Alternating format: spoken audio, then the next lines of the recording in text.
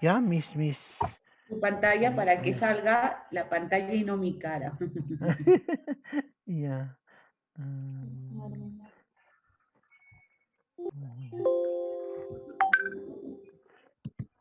Espérate, voy a apagar el WhatsApp. Ya está.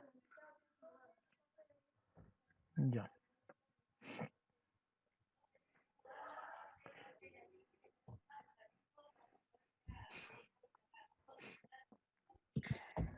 ¿Qué tal? ¿Qué comentarios has tenido de las clases? Las anteriores que hemos visto. Sí, No he revisado. ¿Tú qué tal? ¿Tú que estás más en tu página? sí, ¿Qué, bien, bien. A muchos amigos les ha gustado. qué tal mi posición? Pero ¿Qué dicen de mi posición, de mi manera de ver, de mi enfoque? sí, Crítico, no, así. muy bien, coincidimos. ¿Sí? Coincidimos en el 99% de los aspectos. ¿No es irreverente? ¿No es cierto? No, No es no, irreverente, no, ¿no? no. Eh, Solo que, digamos, a veces, dices, no hay que tomar en cuenta lo místico. O sea, yo creo que más bien, o sea, ya. no hay que excluirlo, sino que Ser más tolerante todo con es eso. uno, Ya, ¿no? perfecto, Lo ser más tolerante con eso. místico, o sea, todo es un complemento. O sea, lo que podrías decir es, no hay que tomar solo en cuenta lo Ya místico, está, sino perfecto. también Perfecto, perfecto. Sí, a veces lo soy muy otro. O radical, sea, ¿no? eso. A veces me senderizo, ¿no? Sí, a veces, sí, yo también eres absoluto, yo también soy así a veces, Sí, eso no es no me bueno. doy Eso cuenta. no es bueno, eso no es bueno. Te cierras, Sí, sí, te cierras. exacto, no es bueno Sí, cerrarse, sí, sí. siempre con apertura, open mind. Sí, sí. Eso sí, eso. Gracias por eso. Entonces voy a cuidar más esito, ¿ya? Ya, ok. Sí, sí. Ya voy a empezar a transmitir, entonces, Pero la pantalla de Martín, ya, ok. sí, que primero la pantalla de fondo y luego ya, porque cuando no ponen la pantalla sale mi cara y no sale bien en buena, o sea, en buena resolución, ¿no? Sale con la peor imagen.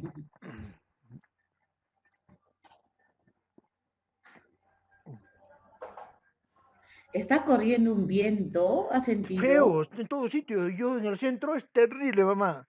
Yo vivo en el centro es el punto del frío, del calor, de la lluvia, del viento. Y como Oye, sí, qué viento está corriendo. Anoche también, muy fuerte. Guaira, Guaira. Guaira, guaira. ¿Ya has compartido pantalla?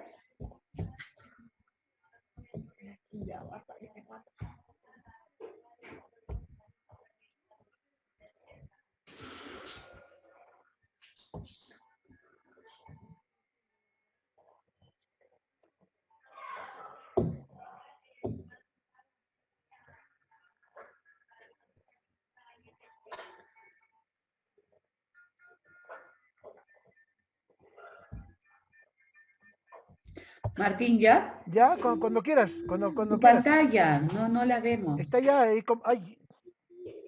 Ay, dime eso. Estoy yo. ¿En qué estoy hoy?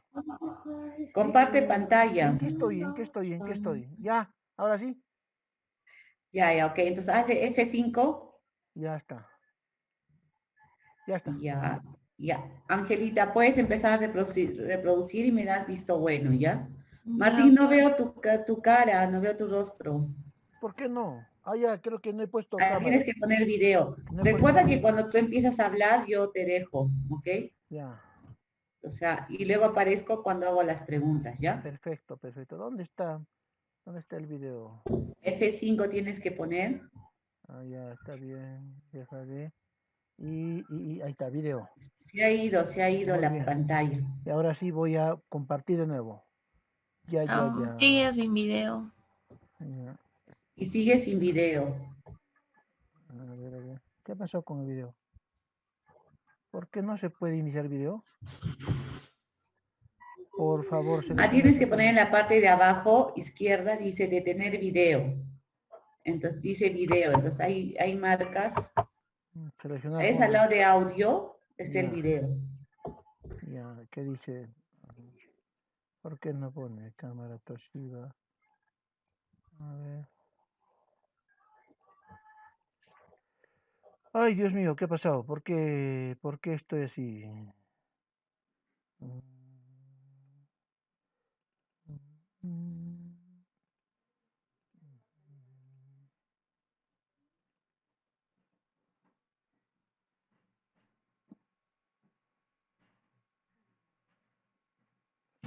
Ven, no hagan bulla.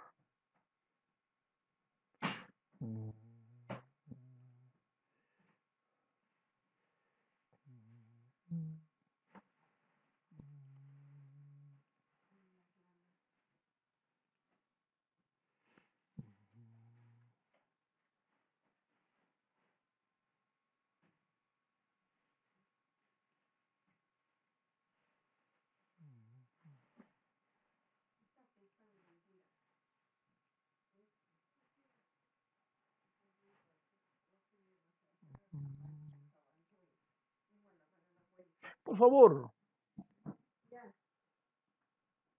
Ahora sí, ¿está con video? No se puede iniciar el video, ¿por qué? Ya, no se puede, porque hay una parte que dice video, ¿lo has encontrado? ¿Dónde está? ¿En qué parte? ¿En qué parte? En el abajo, botón izquierdo. Abajo, botón izquierdo. ¿En qué parte? No veo. Dice iniciar video. Ya dice iniciar video, sí, ya dice. Toshiba, seleccionar fondo virtual, seleccionar filtro de video. En iniciar video haz check, Sí, pues. he hecho, pero sale una esto que dice que no. Ajá. Ok, entonces pondremos solo la pantalla, pues, Ya, ¿no? perfecto. Ya, soluciones inmediatas. Ya, perfecto, ya, está bien entonces. Ya. Leona, voy a tomar sol. Ya, estoy en una hora de transmisión en vivo, por favor, no me interrumpan, ¿ya?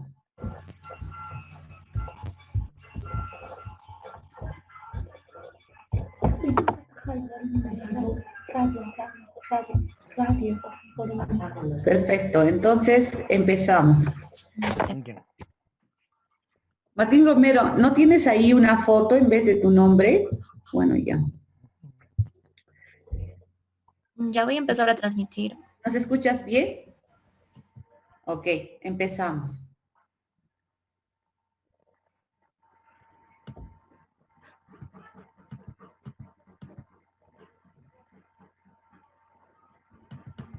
Ay, no sé qué pasó, como lo he dejado mucho tiempo. A ver, Ya lajeado. voy a Ya, me hacer. avisas, pues, me avisas, Angelita, ¿ya? Me mandas un mensaje, me avisas.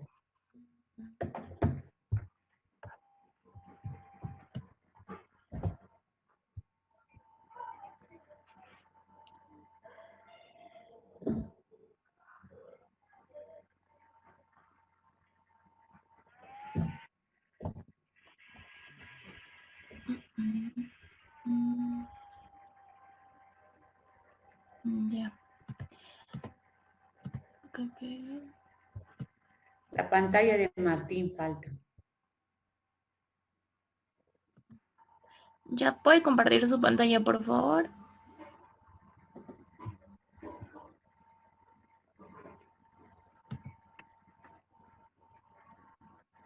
Y el video no sale tu rostro, Martín, ¿no? Sí, no sé por qué ha pasado que se ha bloqueado el video, no sé cómo desbloquearlo. Abro y dice no sé qué. O de repente le has bloqueado video, Angelita. No, no, está normal. Ya voy a empezar a transmitir. Ya. Ok.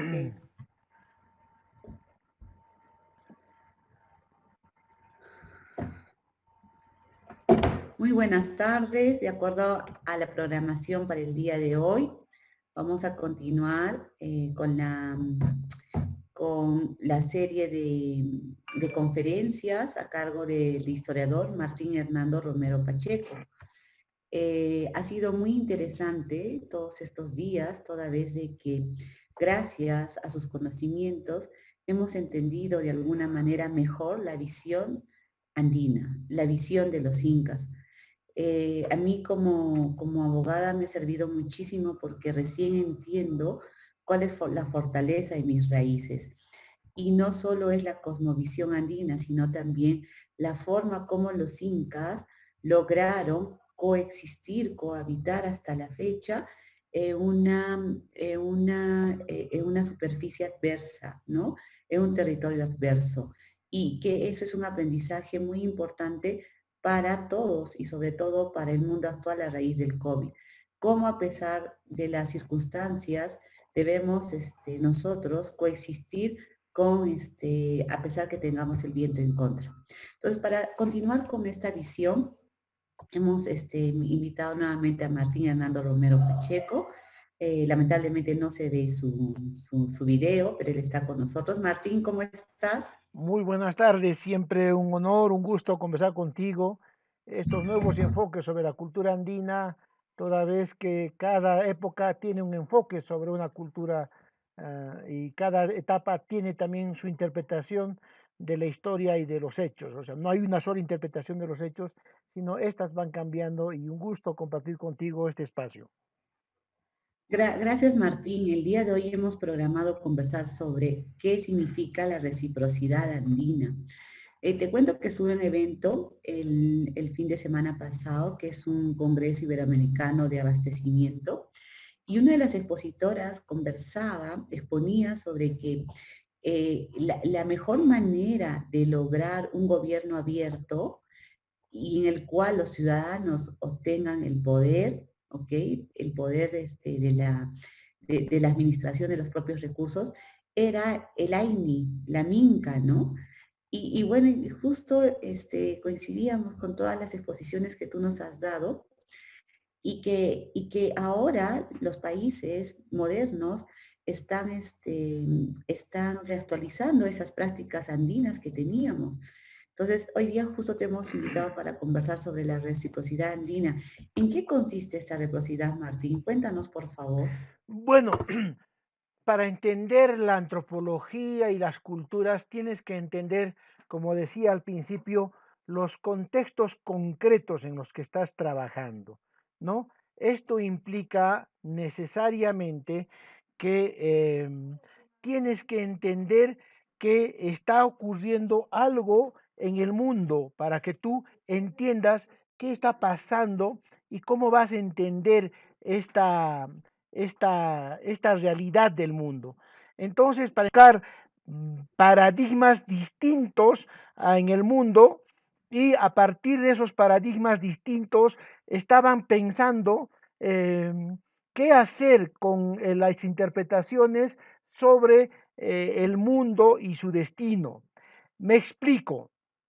En los años 50 existe un debate sobre cuál va a ser el destino del mundo, cómo va a ser este destino y hacia dónde se está orientando, porque estamos acabando una guerra cruel ideológica donde las ideologías de extrema izquierda han querido destruir todo el mundo anterior y tomar por justicia social el mundo, a destruir y como lo estaban haciendo violentamente, con discursos violentos, violentamente el nazismo surge como un contrapeso.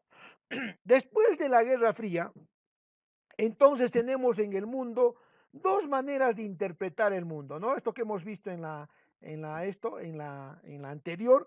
Entonces tenemos dos maneras de interpretar el mundo. Una que es la fría forma de decir que las sociedades se desarrollan precisa y únicamente a partir de tecnologías, ¿no? Todo es tecnología, todo es edad de hierro, edad del bronce, tecnología tal o cual. Y la otra manera, eso sería, digamos, una manera del mundo antiguo, ¿no? Y la otra manera comunista, digamos, socialista, que se contraponía, era decir, todos son clases sociales, todo es clase social. Entonces, en este debate, en estos dos grandes debates que existen en el mundo sobre, o el mundo es solamente tecnología, solamente el material que usas, y los otros que decían, no, el mundo es solamente las clases sociales que están en lucha, lucha de clases, ¿no es cierto? Estoy hablando del marxismo y del estructuralismo, ¿no? Las únicas corrientes. Aquí de pronto en Rusia, ¿no es cierto? En los años Lenin muere el año 31, ¿no?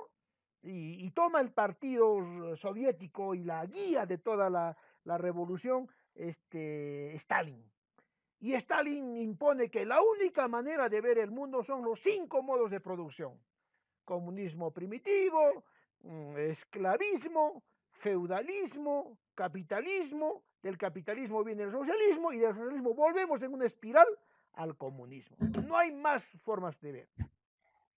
Pero tú sabes que ya la Unión Soviética en los 30 ya comienza a verse en toda su miseria totalitaria, asesinó a todos los ucranianos, los dejó morir de hambre a 20 millones, asesinó a todo un grupo de los gulags, ¿no?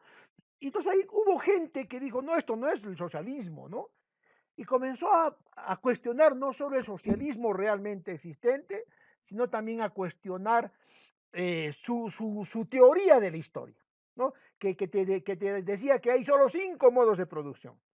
Entonces, con esta recusación, surgen gente que cambió la forma de pensar, entre ellos Bujarín, un gran ideólogo histórico, político, que comenzaba a pensar el mundo y decía, no, no, no, señor, no solo pueden haber 5 modos de producción. Y aparecen los textos apócrifos, que así se llaman, de Carlos Marx, los Grundrisse, o los que los conocen como el cuarto tomo del Capital, donde te dice que no solo hay estos 5 modos de producción, señor. Eso ha dicho Marx, yo lo he dicho, el mismo Marx escribía eso, yo lo he dicho cuando era joven, cuando tenía un esquema en la cabeza, y lo he dicho como un ejemplo. El ejemplo no lo puedes tomar tú como verdad. Yo te puedo decir, mira, el alimento es pan, verduras y carne. Pero de repente tú puedes comer pescado, tú puedes comer hojas, ¿no es cierto? No necesariamente lechuga, tomate y harina, ¿no es cierto?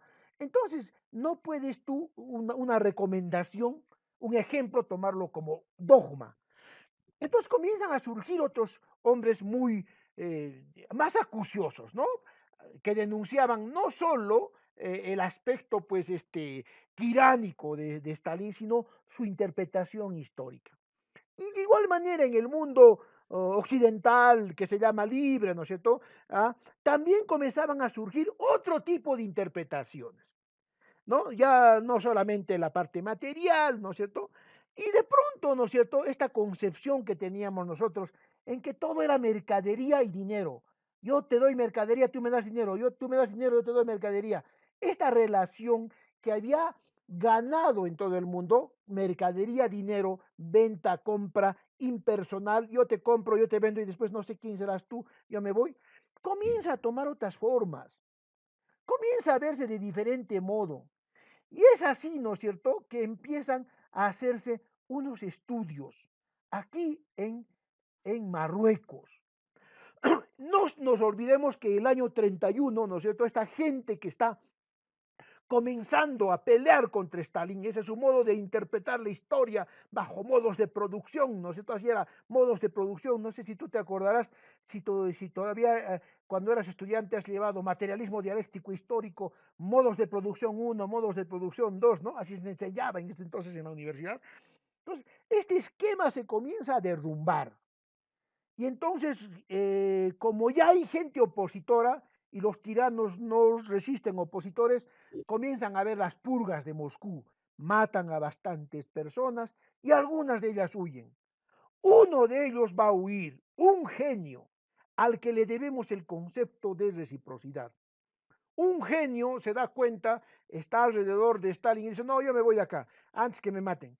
Y como es un hombre político y también un hombre de mundo, se va a España y comienza a pelear en España junto con los republicanos contra los fachas nacionalistas que se habían levantado en 1936 junto con Francisco Franco, porque los habían ganado los republicanos el año 31 y estaban haciendo desmanes con la sociedad tradicional, ¿no? Es siempre los radicales, ¿no? Se radicalizaron, los anarquistas comenzaron a violar monjas, a quemar templos, fusilar sacerdotes, porque eran feudales católicos, matar a propietarios terratenientes, y entonces pues ya se desbordó, ¿no? La nación, la república y empieza la guerra civil española y es lo que diríamos el preludio de la Segunda Guerra Mundial y donde los fascistas prueban sus armas.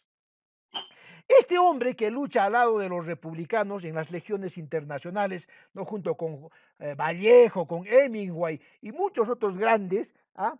Ya está sospechando que la historia, fíjate, te estoy contando cómo surge el concepto de reciprocidad, ¿no?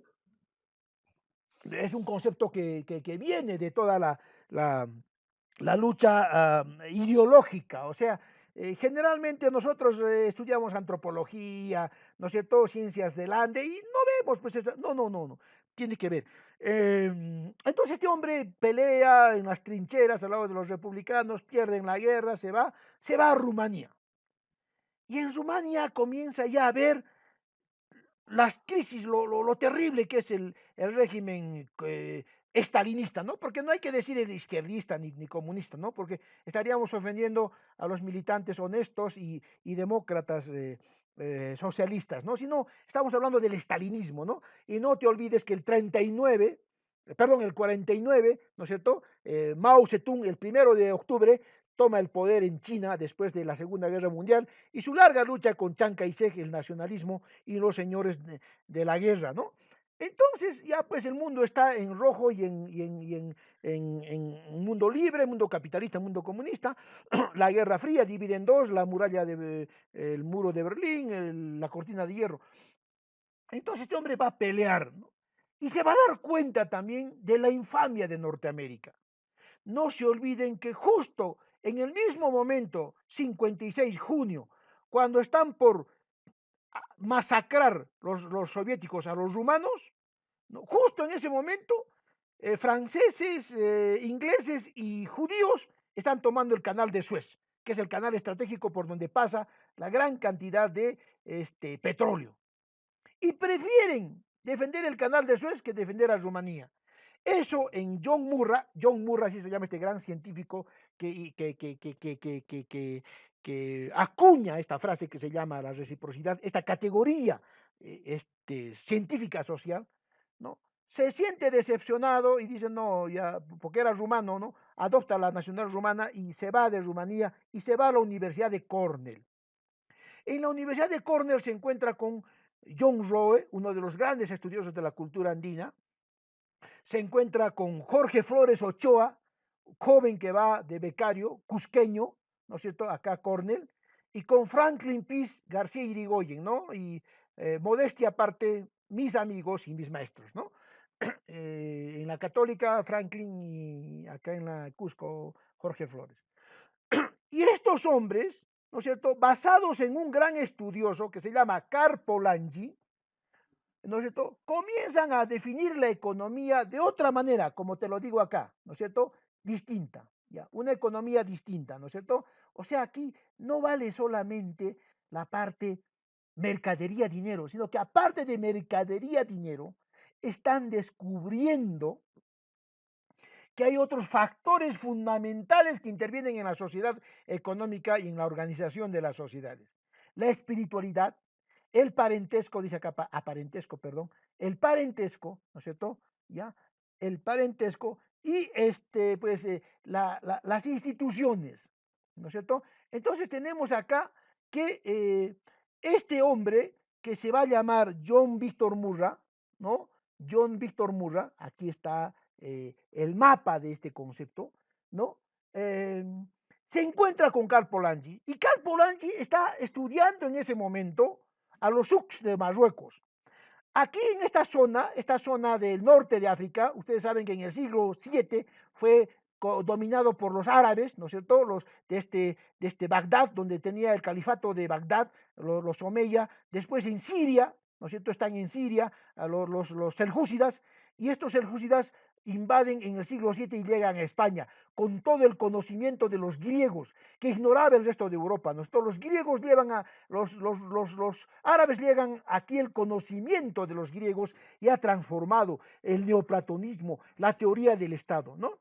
Y aquí en esta de Marruecos habían habido unos grupos que se llamaban los bereberes, organizados en souks, en grupos, que ya, que ya tenían un tipo de organización distinta a los demás.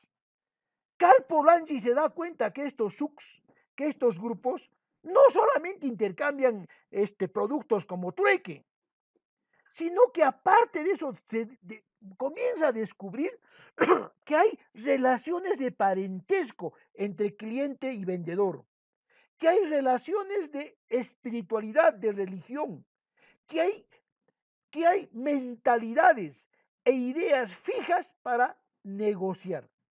Entonces, este señor Polanyi, que en los años 40 está investigando, es leído o tiene contacto con el señor John Murray.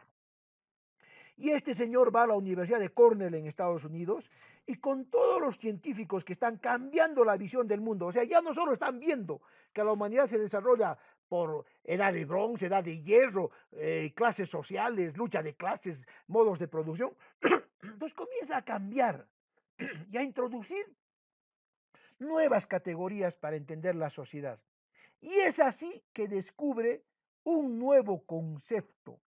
Ya no es ni la mercadería ni el dinero, ni el desarrollo tecnológico, sino la reciprocidad. Entonces este señor, John Murray, dice, ¿dónde voy a encontrar una prueba de la reciprocidad? Comienza a estudiar las sociedades iroquesas, algonquinos, la sociedad mesoamericana, maya, pero encuentra que aquí hay estudios avanzados y sociedades mucho más desarrolladas y más complejas que estas culturas selváticas mayas. Aquí se había desarrollado en los Andes una cultura con diferentes características y con una alta complejidad. Comienza a leer las crónicas, pero se da cuenta que las crónicas son insuficientes porque las crónicas tienen mucha subjetividad. Ya he dicho, Karina, que las crónicas son como expedientes de parte, un expediente de parte, ¿no? Y para que tú conozcas bien el juicio y conozcas bien el caso, tienes que leer los expedientes de las dos, tres partes, tienes que leer los informes de la investigación del delito de los fiscales, tienes que conocer el punto de vista de la policía, tienes que conocer el punto de vista del juez y la conclusión del juicio. Entonces se da cuenta que las crónicas son insuficientes y comienza a buscar otro tipo de documentos. Y se da cuenta que hay unos documentos que son mucho más objetivos, que se llaman las visitas. ¿Qué ocurre? El único imperio, el única colonia, por eso cuando me dicen, hoy nos hubieran dominado los ingleses, ay sí, ay, pobrecito, ahorita estarías en una reserva como los apaches de Norteamérica. Los únicos que logran hacer visitas, o sea, estudios antropológicos, históricos, sociológicos, mentales, culturales de las culturas antes de imponer sus leyes, los únicos, por eso que es exitoso la cultura española, el catolicismo en nuestra cultura, por eso que han logrado incluso prolongar la cultura andina. ¿Quiénes son los que mejor prolongan la cultura andina prehispánica? Los españoles, porque antes de imponer sus leyes, estos españoles indagan profundamente cómo estos pueblos se organizan económicamente, socialmente, cómo es su política, cómo es su mentalidad, y recién tienen informes, y sobre esos informes recién determinan cómo va a ser su organización. Entonces, John Murray, Franklin Pease y Jorge Aníbal Flores Ochoa, cusqueño, entonces estudian y dicen, no, lo que hay que hacer es trabajo de campo, ver los documentos concretos, administrativos, visitas, informes, libros de documentos, constancias de trámites, títulos de propiedad, transacciones comerciales, ¿no es cierto?, entre otros, para ver y preguntar, ya que no hay documentos antes, preguntar a los caciques cómo funcionaba. Y es así que surge el célebre y gran libro que se llama Formaciones económicas y políticas en el mundo andino, libro sin el cual no podemos entender la reciprocidad y donde te dice cómo funciona la reciprocidad. Esta es la historia de la reciprocidad, Karina. Muy bien, Martín.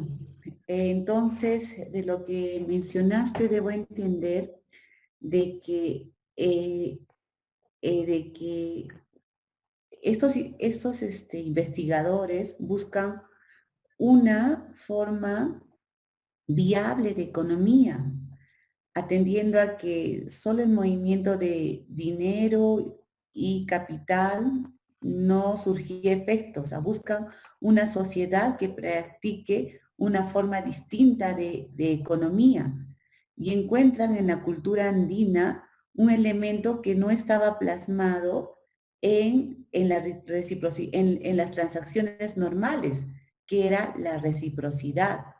Entonces, eh, ¿cuáles son los elementos distintos a los que normalmente se hacían las transacciones financieras o económicas? ¿Cómo engranar la reciprocidad dentro de estas transacciones? Entonces, la reciprocidad, ¿no es cierto?, añade un elemento fundamental a la transacción simple y fría de los, de la mercadería dinero, ¿no? El punto aquí sería que la reciprocidad va más allá de la mercadería dinero. O sea, que las transacciones fríísimas que se hacían en las sociedades occidentales, ¿no es cierto?, eh, son superadas por la reciprocidad. Y aquí está el libro. Este es el libro clásico, ¿ah?, que yo creo que ningún peruano debe dejar de leer, ¿ah?, todavía viejito, fíjate, de 1975, la única edición que hubo, ¿ah?, que se llama Formaciones. Este es el libro, yo creo. Yo no sé, el que no ha leído este libro, yo no sé cómo es que habla de la cultura andina. No, yo no entiendo. Este es el texto fundamental, ¿no es cierto?, de 352 páginas, la edición original, prima, ¿no es cierto?, del libro de John Murray. Entonces, lo que te digo es esto, ¿no?, que acá estamos hablando, que la reciprocidad es un plus a la transacción simple. La transacción simple es solo mercadería y dinero. Yo te doy dinero, tú me das mercadería. En la reciprocidad no. Como vas a trabajar todo este complejo, como vas a tener que sí o sí tener relación con el joyarí, o sea, con el hombre de la puna, como vas a tener relación sí o sí con el yunca, a la yunca o mamayunca, como sí o sí vas a tener relación con Jesua, el colla de 4.500 para arriba que tiene proteína, sin eso no puedes vivir. O sea, fíjate cómo es vital, cómo incluso esta explicación es hasta biológica. Como necesitas verdura, porque sin verdura estás muerto y acá no lo encuentras, eso lo encuentras en la selva, fruta, ají, coca. Tienes que transar con los de la selva. Y como el pescado es fundamental porque no siempre hay esto, y esto se puede conservar y es en cantidad, tienes que transar con los de la yunca, el algodón fundamental para el pescado. Y como el maíz y la papa se producen en los 3.200, 4.000, tienes que negociar. Pero ¿quién es el que tiene la parte estratégica? El que está aquí al medio. Y ahí vamos con el libro de Grundis.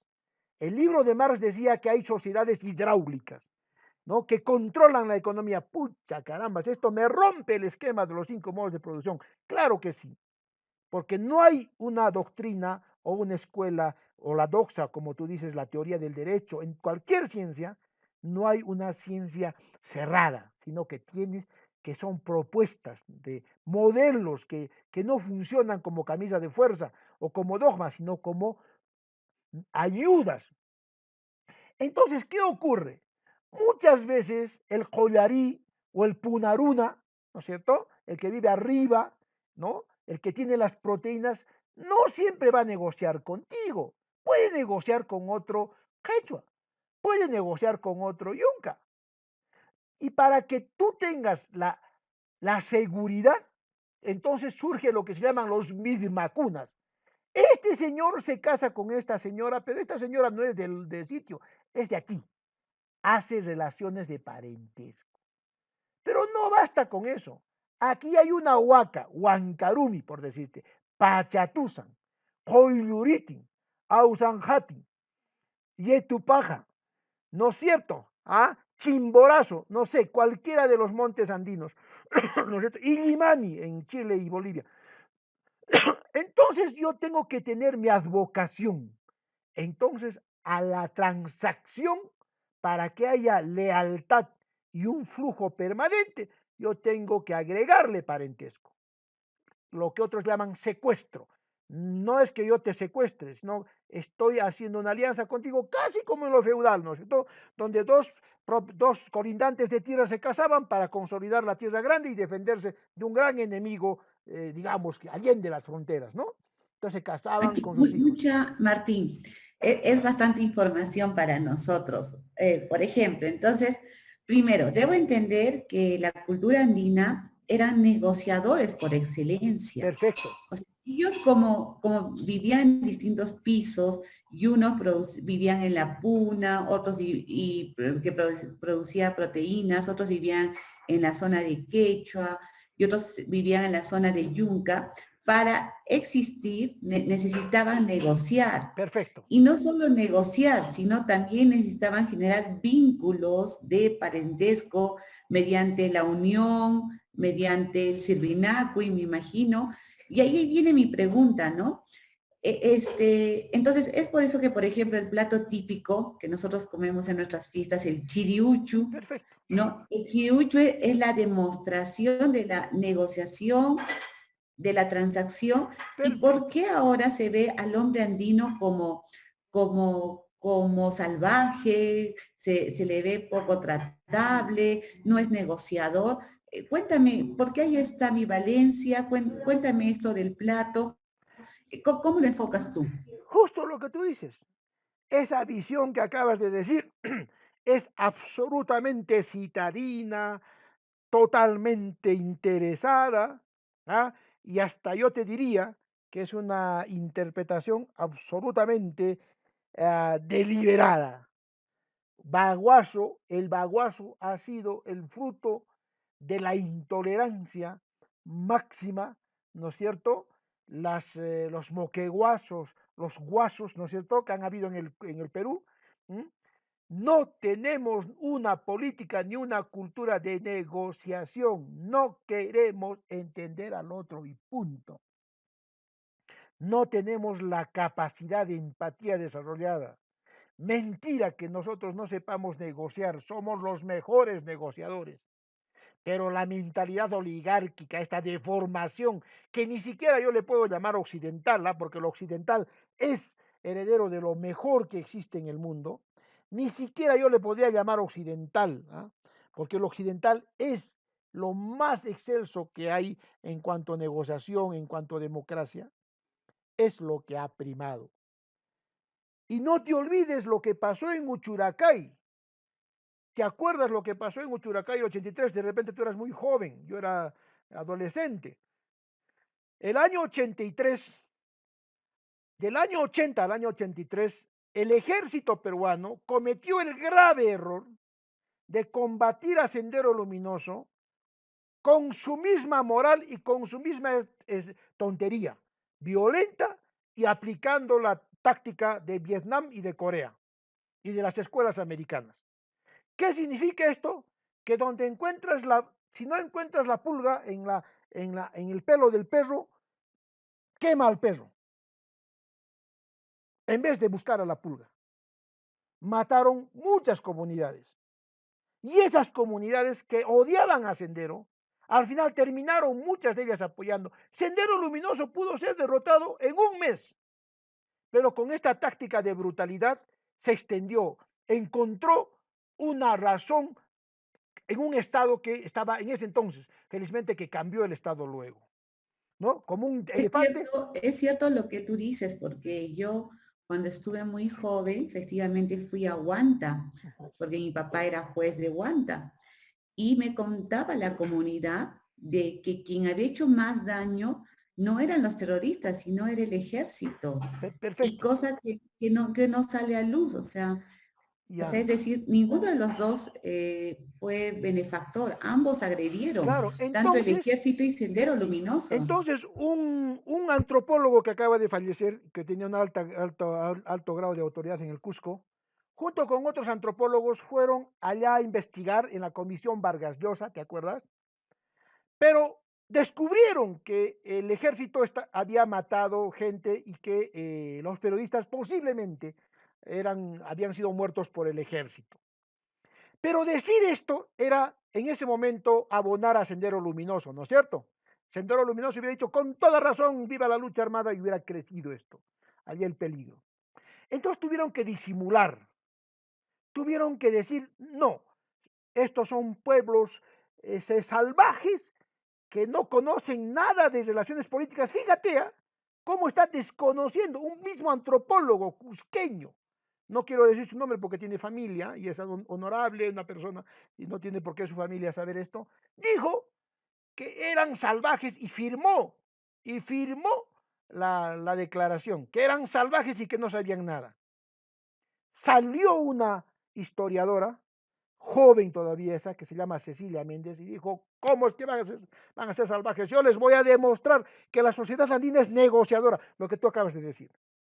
Y sacó unos documentos de 1827, donde demostraba cómo la sociedad andina, al día siguiente de la República, o sea, 2 años después de la batalla, 3 años después de la batalla de Ayacucho, había generado todas unas relaciones políticas complejas, porque esa república, ya lo que estamos en el Bicentenario, se había fundado exactamente contra la sociedad andina.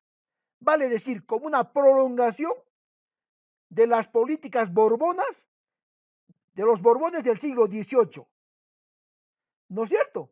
Y cómo parte de esas políticas borbonas es la expropiación masiva de tierras que hizo Simón Bolívar con su decreto de 1825.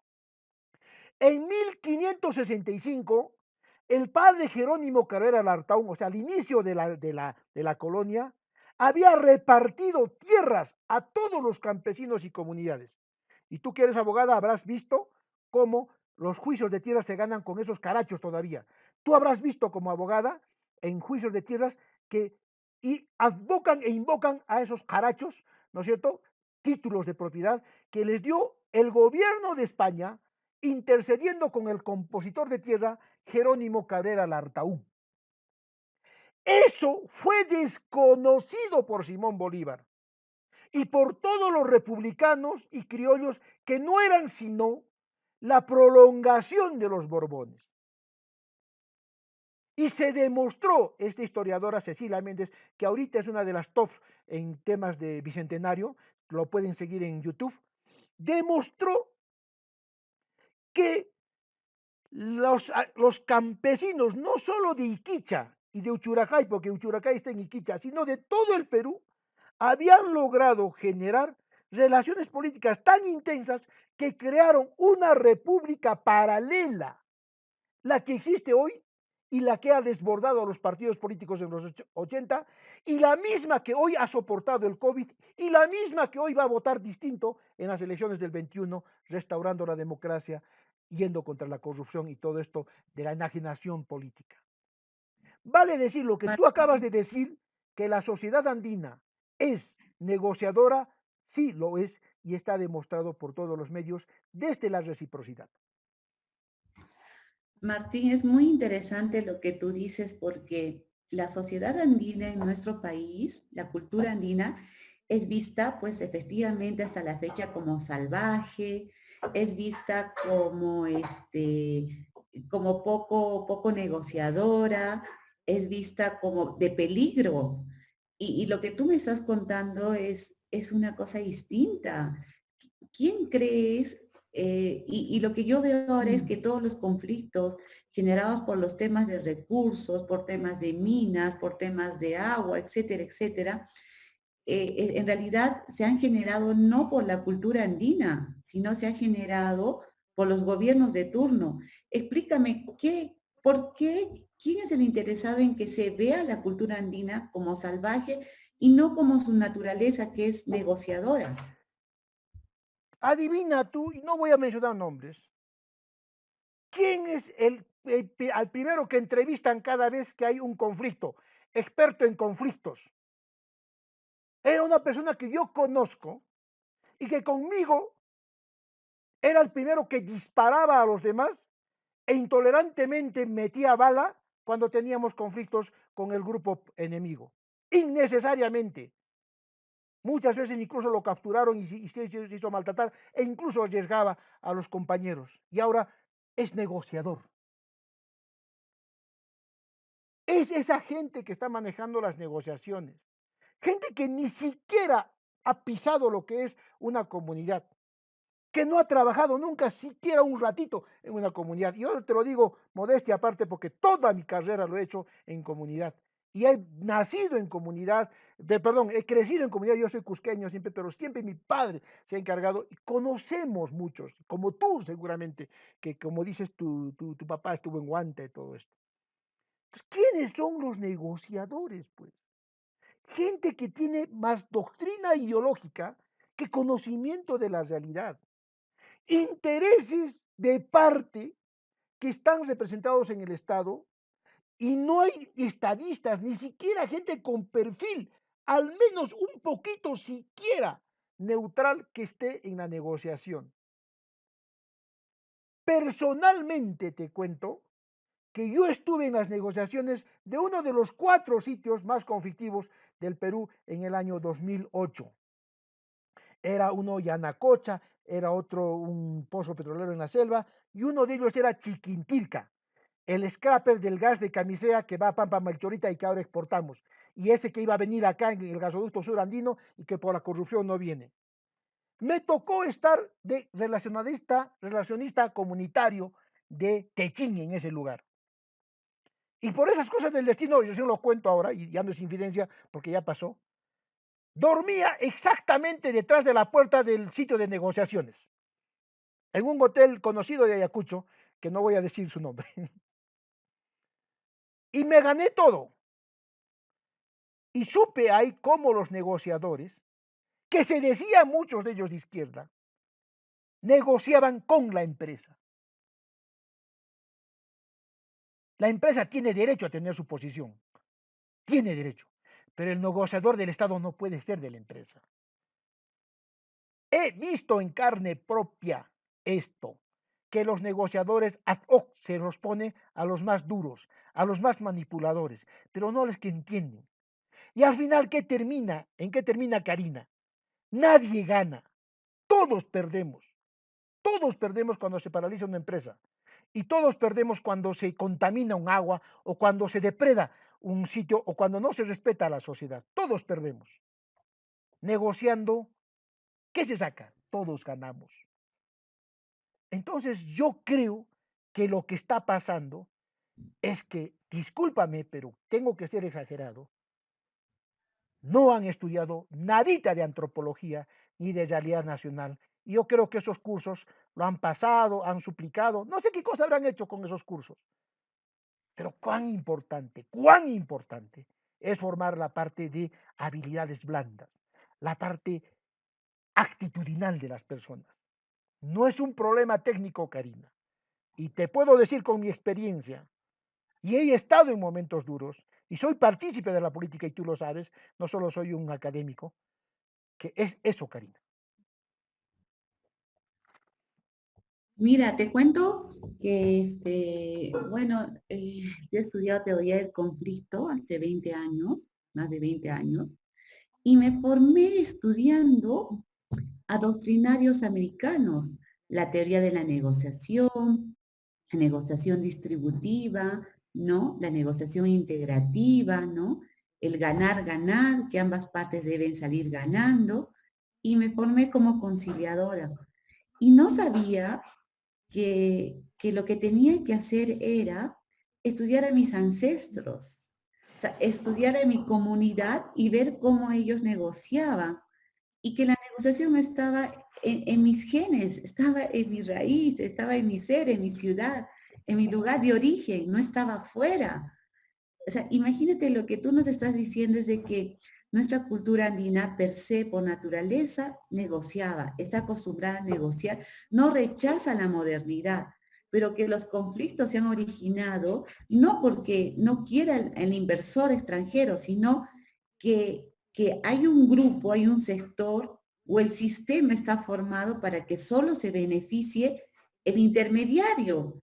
Entonces, ahí es donde viene el rechazo. No rechazan a la inversión extranjera, sino lo que rechazan es ese tercero que con supuestamente, entre comillas, es un negociador y en realidad es alguien que se beneficia de la inversión. Por lo tanto, no llega ese beneficio a la comunidad andina. Entonces, ahí es el conflicto. Modestia aparte, Karina, no sé si te puedo contar una anécdota a modo de relajarnos un poquito. Después de que entraron en un trompo las negociaciones entre Perú LNG, Techín y la comunidad de Chiquintirca, Jolpas, provincia de La Mar, donde yo era relacionista comunitario, no sé por qué, por este instinto que tengo, un día salí del campamento y fui a conversar con el comunero que hablaba un perfecto castellano.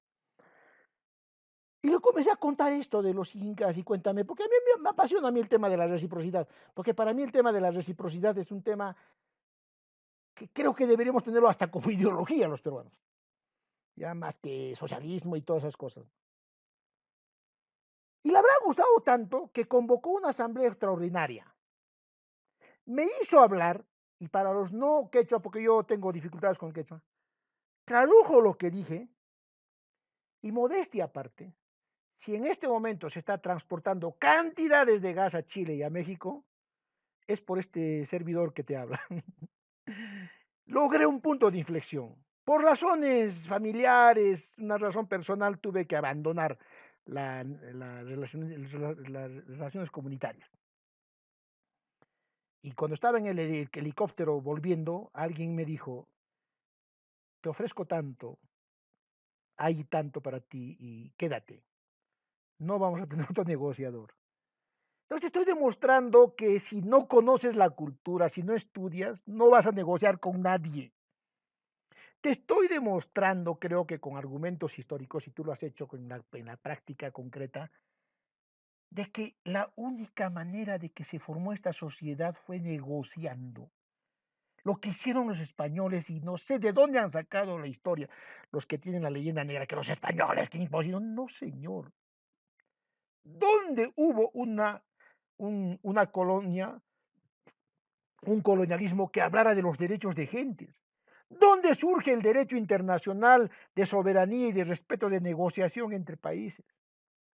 En la conquista de América, en la colonia americana, con estos hombres que negociaron, con estos jesuitas que no imponían y que estudiaban primero la cultura antes de poner una cruz, estudiaban todo sobre la huaca, respetaban y sabían dónde poner la cruz para que convivan.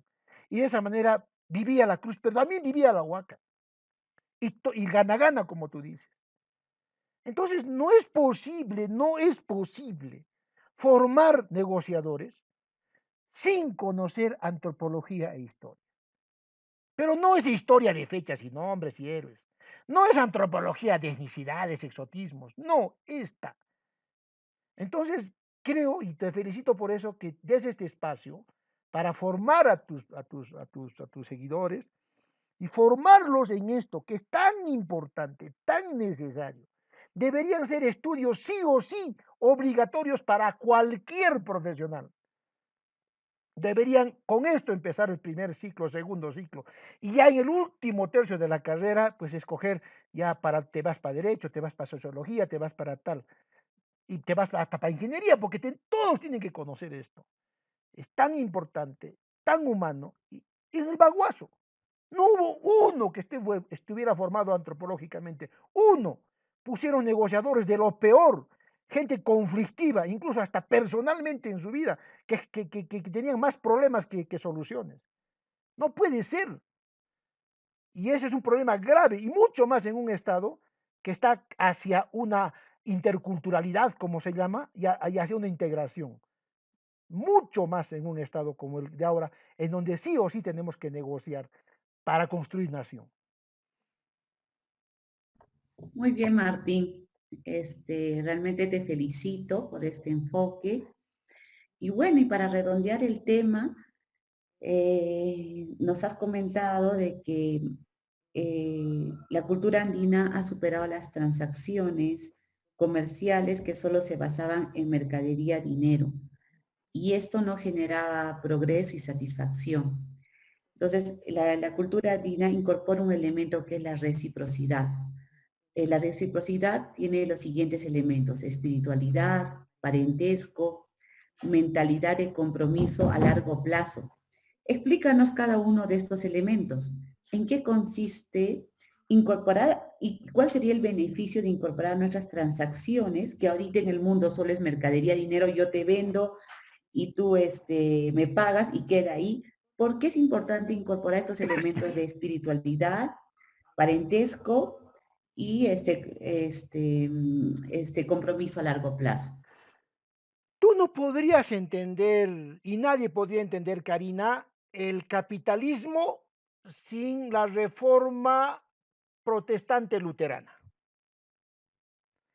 Generalmente nos dicen que por acá va la economía, por acá va la sociedad, por acá va la política y por acá va, como si cuando tú estés hablando dirías, ay, esta parte es política, esta parte es social, o cuando estuvieras hablando, esta es la Karina madre, esta es la Karina esposa, esta es la Karina profesional, esta es la Karina cusqueña, todo se complementa. Lo único que hacemos nosotros cuando hablamos y fraccionamos las cosas, ¿no? Es didáctica. ¿No es cierto? Entonces, yo no sé en qué momento, y por eso es que yo celebro que hayamos sido formados nosotros en economía política, no sé si te acuerdas que si tú llevaste todavía esto, hemos por acá sesgado la economía, por allá la política y por allá la mentalidad. Yo creo que es momento de volver a trabajar todo junto. No puede haber capitalismo sin cultura capitalista. El capitalismo no es solo transacción, es también cultura. Y el capitalismo nace con Martín Lutero.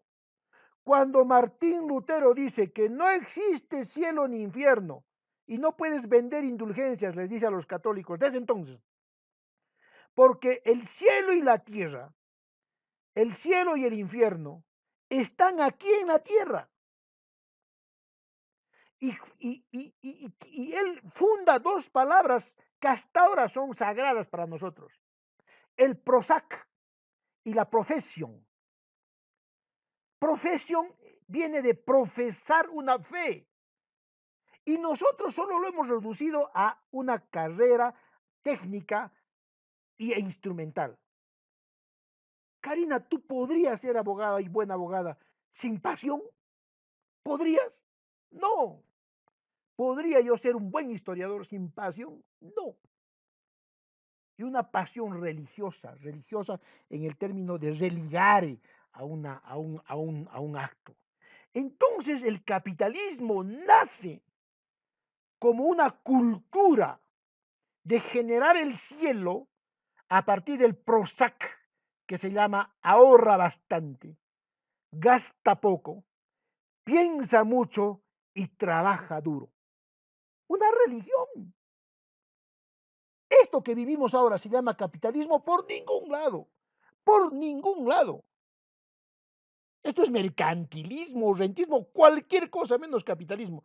Por eso cuando los amigos de izquierda le digo, el sistema capitalista, oye, qué lindo sería si esto fuera capitalismo. De capitalismo no tiene nada. Esto es puro feudalismo de lo más retrógrado que existe. Y vayamos a otro caso para explicarte estas frases que tú preguntas, ¿no es cierto? Compromiso, espiritualidad, parentesco. El sintoísmo, Karina. ¿Qué es el sintoísmo?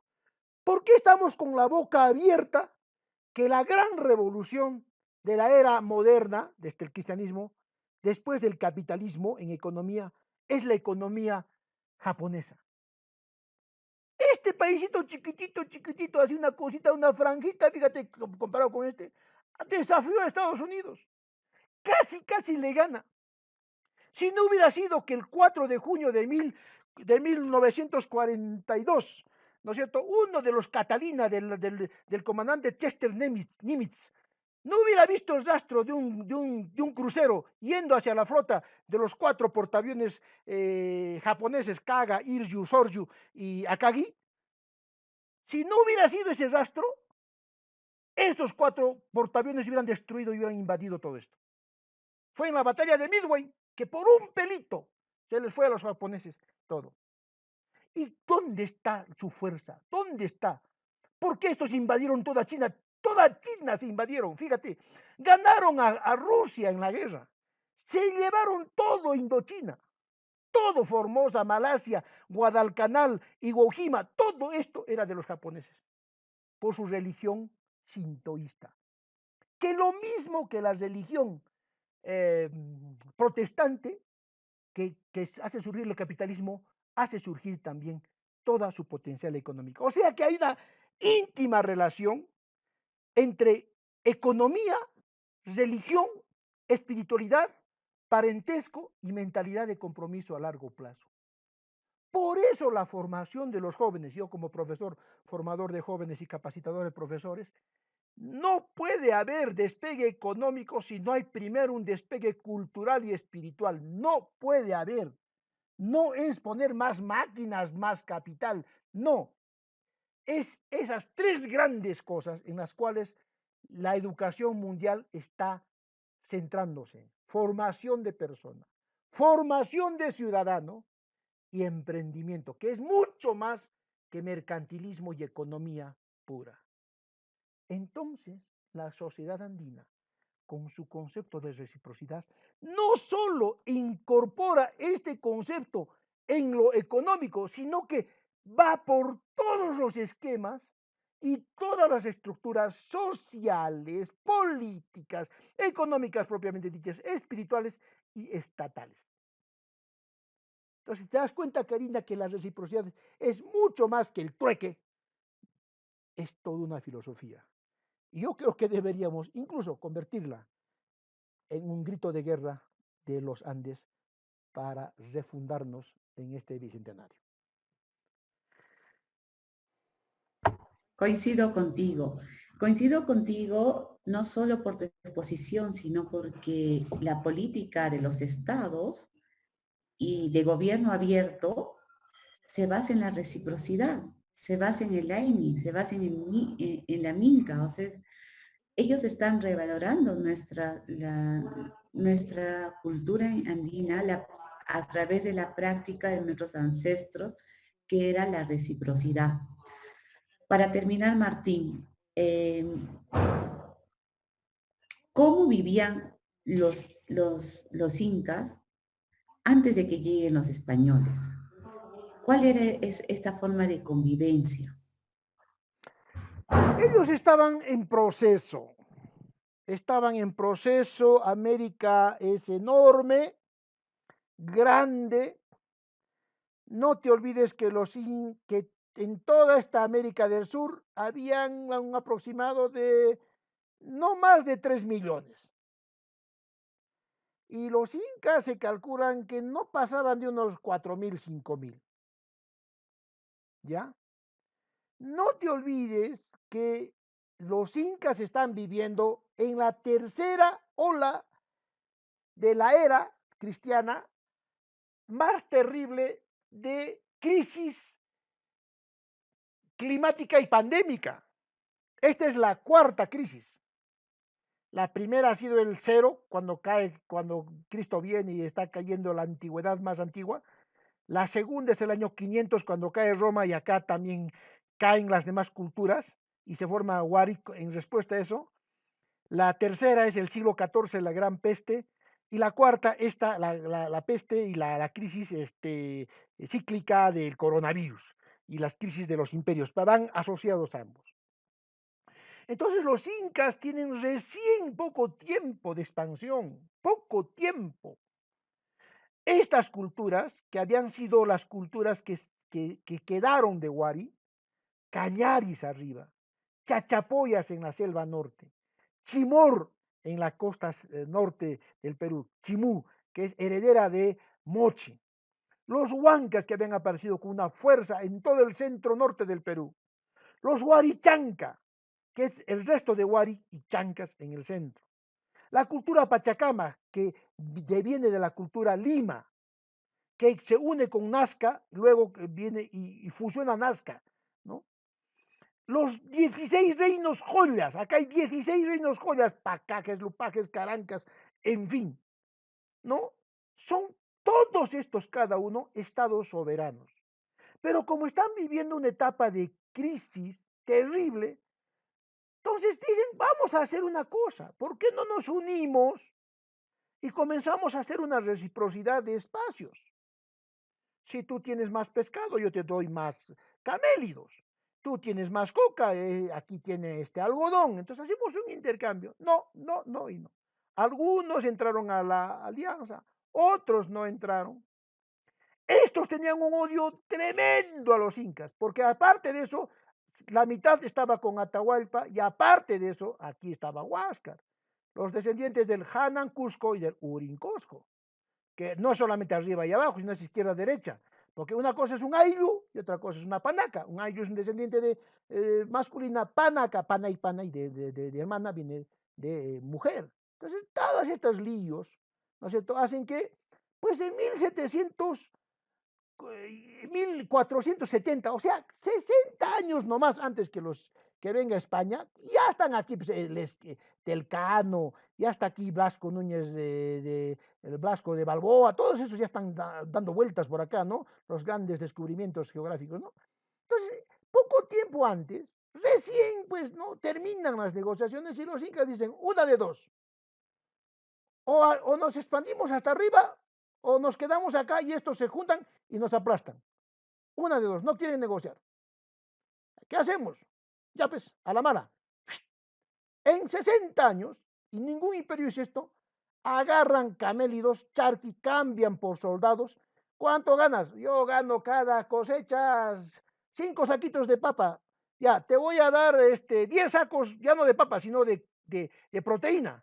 Peleas conmigo y tú y tu familia. Y si mueres vas a tener un seguro. Ya, pues mejor, en vez de estar ahí todo el año lomeando, peleo contigo y además me gano un puesto después de que ganes, ¿no?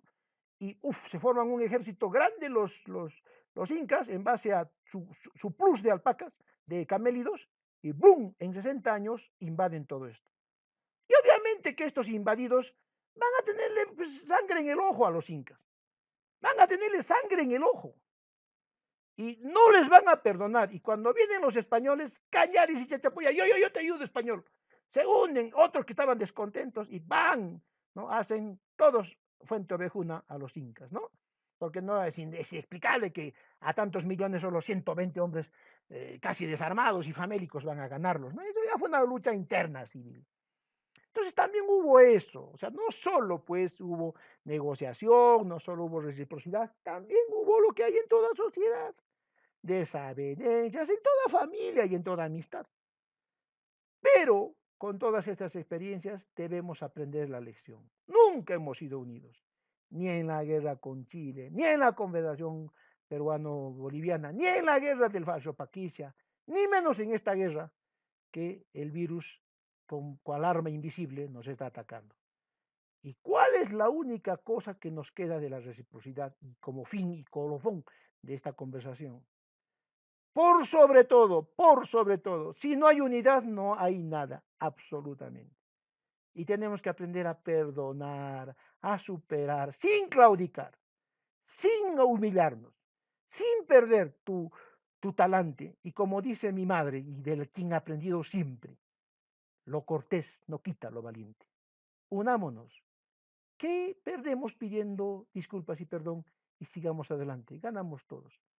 Ese sería el mensaje final, Karina. Excelente, excelente, Martín. Mira, bueno, nos queda como corolario la importancia de la reciprocidad y luchar contra esa frase que es muy conocida en el Perú: un peruano es un enemigo de otro peruano. Yo quisiera saber en la próxima sesión de dónde nace esa frase. ¿Por qué todos los países nos dicen, nos cuentan la historia incluso de los camarones, de los peces, que no deja salir uno al otro, ¿no? Y a propósito del 12 de octubre de 1492, que es descubrimiento de América, ¿qué significó el descubrimiento de América? Realmente es un descubrimiento ¿Qué significa esa frase, un peruano es enemigo de otro peruano? Me gustaría conversar el próximo miércoles sobre esto. ¿Tú crees que podamos contar Claro contigo? que sí, me encanta más bien este espacio. Y- Qué lindo, qué lindo. Muchas gracias, Martín. Y bueno, entonces nos vemos el próximo miércoles a la misma hora, a la 1 de la tarde. Y por favor, tu mensaje para todos aquellos que nos han escuchado, muchas gracias. Este es un espacio que ha creado Asociación Zambrano, que tiene sede en Cusco, para conocer la cultura andina. El objetivo de este espacio es conocer la cultura andina, qué significa haber nacido en el Perú y en el Cusco, cuáles son los mensajes que debemos, los mensajes que debemos aprender y debemos dar a nuestra sociedad y a nuestros hijos, qué debemos revalorar de la cultura andina a raíz del COVID. Esto es un espacio que tiene por finalidad conversar y conocer desde un verdadero historiador que como es Martín, cuál es el significado de la cultura andina. Nosotros hemos escuchado frases, hemos leído libros, pero en realidad conocemos realmente cuál fue la importancia de la cultura andina, este, y esa es la idea de este espacio. Gracias, Martín, por el tiempo que te das, ¿no? De estar en este espacio, tu tiempo invalorable, ¿no? Ad honorem y sin ningún interés. Sin ningún interés, simplemente el único interés que tienes es que nuestra sociedad y nuestros oyentes conozcan cuál es la importancia de nuestra cultura andina. Tu tiempo, tu amor y dedicación es invalorable. Eternamente agradecida. Mira, hay gente que habla de revalorar y quedarnos con lo puro de lo andino. Y yo le digo, piensen en los incas. Los incas eran mejor y más avanzados que los huari. Piensen en los huari. Desarrollaron y modernizaron a los chavines. Piensen en los incas de los alféreces reales de la colonia. Adoptaron la colonia, la ciencia colonial. Piensen en los incas de la república, en Uchuracay y en Iquicha. Utilizaron el derecho, la tecnología, la ciencia para ir adelante. Y piensen en estos incas de hoy, esos que saben tecnología, que están en el mundo, que hacen remesas, reciprocidad. ¿Se han quedado en el pasado? ¿Querer una cultura es fosilizarla y trancarla en el pasado y en el museo? Decir que yo soy puro andino significa que te has quedado atrás. O ser inca es ir adelante para que a su vez conozcas un nuevo mundo y tu inca también lo hagas conocer a los demás y crezca tu inca. ¿O acaso una mamá, por ser buena mamá, lo deja a su hijo niñito nomás, que no vaya a la calle, que no aprenda, que no? No, cuando te vas al mundo, cuando viajas, cuando estás, eres mejor, honras mejor esa familia. Entonces a quienes creen que la cultura pues es un arcano en el tiempo que se ha quedado, que el quechua no tiene que por qué ser cambiado cuando todos los idiomas tienen préstamos 60-80%, cuando entran a la tecnología, cuando entran al mundo, que es la única manera de ser vigente y de ir hacia el fondo de la historia, revalorando el atrás, porque solo el atrás tiene sentido cuando tú haces un buen adelante. Entonces, Inca no es ser atrás, Inca es un proyecto de vida, es un adelante, es un salto en la economía, es un salto en la modernidad, es meternos en la ciencia, en la tecnología, en la educación, en la modernidad, pero siendo uno mismo, sin perder la esencia. Esa es la reciprocidad y ese es el sentido de lo Inca, ir adelante y no convertirse ni en museo y solamente en fósil. Muy bien, Martín. Entonces, para la próxima sesión conversaremos sobre qué significó el 12 de octubre para el descubrimiento de América para nuestra sociedad y cultura. Muchísimas gracias, un buen fin de semana. Cuídense. Un abrazo, Martín. Gracias.